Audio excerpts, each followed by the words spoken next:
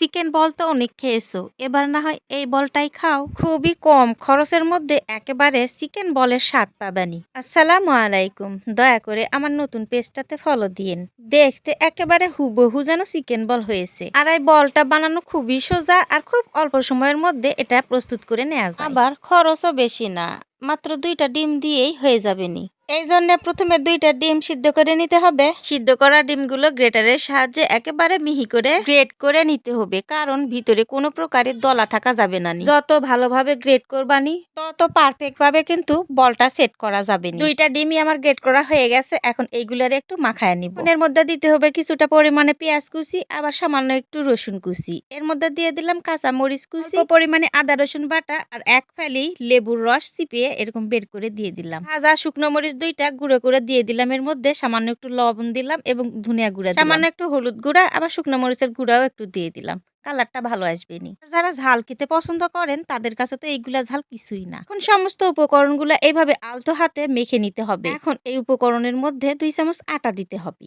আটাগুলা দেওয়ার পর একই কাজ করতে হবে, খুবই আলতো ভাবে কিন্তু আটাগুলা মেখে নিতে হবে। বেশি চাপাচাপি করা যাবে না, কিন্তু আলতো ভাবে এভাবে মেখে নিতে হবে। সবগুলা মাখানো হয়ে গেলে হাতটা ধুয়ে হাতের মধ্যে কিন্তু একটু তেল ব্রাশ করে নিতে হবে। এখন যে যেরকম সাইজ দিতে চান সেই পরিমাণে পুর হাতে নিয়ে এইভাবে ডলে একবারে গোল করে নিতে হবে লাড্ডুর মতো। আমি এখানে লাড্ডুর শেপ দিচ্ছি, আপনারা চাইলে বিভিন্ন ধরনের শেপ দিয়ে তৈরি করে নিতে পারেন। সব বলগুলা তৈরি হয়ে গেছে, এটার আর কিছু করতে হবে না, সরাসরি তেলের মধ্যে দিয়ে ভেজে নিতে পারেন। অনেকে আবার চপের বেটারের মধ্যে দিতে পারেন, আবার ডিম ফেটে ডিমের বেটারের মধ্যেও দিতে পারেন, কিন্তু এইগুলা দেওয়ার কোনো প্রয়োজন নাই।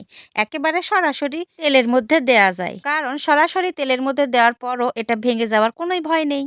জালটা একটু মিডিয়াম হাই রেখে একেবারে ভালো করে কড়া করে ভেজে নিতে হবে। বলগুলার মধ্যে যখন এরম ভাবে কালার চলে আসবে নি, তখন কিন্তু এইগুলাকে উঠিয়ে নিতে হবে।